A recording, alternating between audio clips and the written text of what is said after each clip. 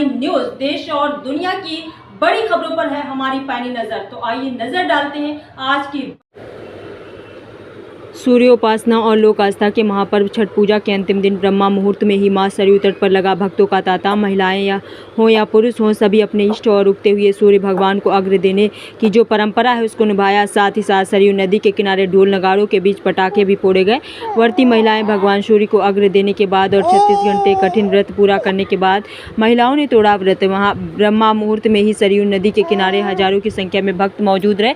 प्रशासनिक व्यवस्थाओं की बात करें तो जल पुलिस, स्थानीय पुलिस, नगर निगम के कर्मचारी सभी लोग मौजूद रहे। भगवान सूर्य को अर्घ्य देने के बाद सभी लोग अपने अपने गंतव्य को गए। बता दें कि अक्षय नवमी को यानी 9 नवंबर को शाम 6:32 पर 14 कोसी परिक्रमा की शुरुआत होगी। 14 कोसी परिक्रमा पथ पर नगर निगम द्वारा सड़कों पर बालू बेचने का कार्य पूर्ण कर लिया गया। 14 कोसी परिक्रमा को सकुशल पूर्ण करने के लिए अयोध्या पुलिस नगर निगम सदैव तत्पर। इस बार अनुमान है कि 14 कोसी परिक्रमा में लगभग 25 लाख से भी ऊपर परिक्रमार्थियों के पहुंचने की संभावना है। अक्षय नवमी के दिन 14 कोसी परिक्रमा के शुरुआत होगी। इस पर उदासीन आश्रम के महंत भरत दास ने बताया कि इस अयोध्या में मर्यादा पुरुषोत्तम भगवान राम अवतरित हुए थे। भगवान राम हर जगह व्याप्त हैं। भगवान राम के जन्म स्थान पर 14 कोसी परिक्रमा होनी है। यदि कोई मनुष्य अपने जीवन काल में किसी भी प्रकार का पाप किया है तो उसे अयोध्या जाकर भगवान राम के जन्म स्थान की परिक्रमा करनी चाहिए। इससे मनुष्य के सभी पापों का नाश होता है। भगवान राम 500 वर्षों बाद अपने नवीन विग्रह में विराजमान हो गए हैं। प्राण प्रतिष्ठा के बाद ये पहले परिक्रमा होगा और इस बार पूरे भारत से राम भक्त अयोध्या आएंगे और अपने आराध्य की परिक्रमा करेंगे और अपने जीवन को सफल बनाएंगे। आइए देखते हैं अयोध्या से ब्रजेश सेन की खास रिपोर्ट।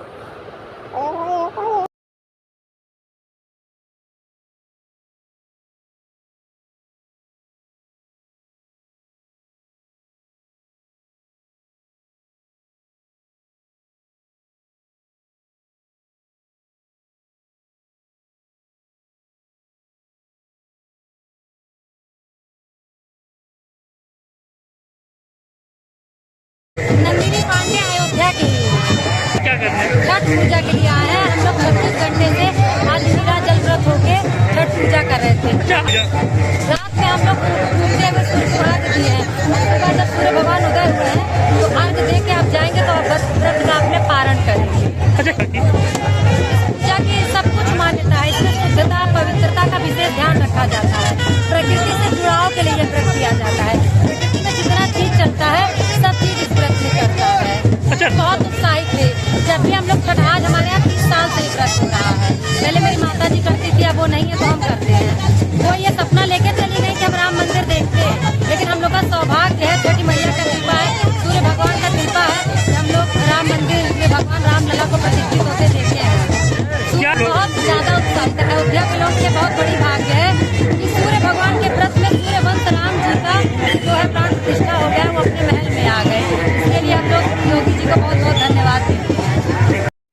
ऐसा है कि देखिए, हम जब षष्ठी पर्व कहते हैं जिसको सूर्य उपासना के नाम से जाना गया है, और इसको कार्तिक मास के शुक्ल पक्ष में, जो कि पूर्वांचल में जैसे बिहार, आपके आधा उत्तर प्रदेश इत्यादि जगह में छठी माई के उपलक्ष्य में छठ पर्व मनाया जाता है, जो कि ये बहुत पवित्र पर्व है।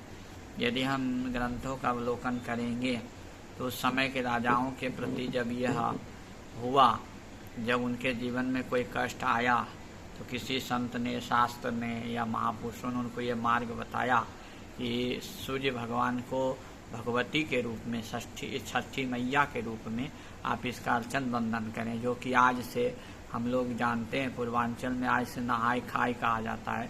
कल खरना होगा, फिर परसों पहला अर्घ्य, नरसों दूसरा अर्घ्य होगा। यह षष्ठी पर्व बहुत ही पवित्र पर्व मनाया जाता है, जो कि यह पूर्वांचल का गौरव का पर्व है। अयोध्या में बहुत महत्व है, और अयोध्या ही नहीं पूर्वांचल में बहुत महत्व है। तो इसका जो है षष्ठी मैया का व्रत होने के लिए सभी लोग मनाते हैं। जो भी उस मतांतर से हैं वो लोग अपने मनाते हैं। ऐसा है कि जैसे हम श्रुत परंपरा, शास्त्र परंपरा ये है कि आज के दिन पवित्र होते हैं, जो व्रती होते हैं वो पवित्र होते हैं, और जो भगवान के या भगवती के लिए प्रसाद बनता है उन प्रसादों में जैसे कि गेहूं को धो के सुखा के और उनको पीसता है जाता में, शुद्धिकरण से रखते हैं। फिर कल के दिन वह व्रत रहते हैं, कल से व्रत शुरू होते हैं।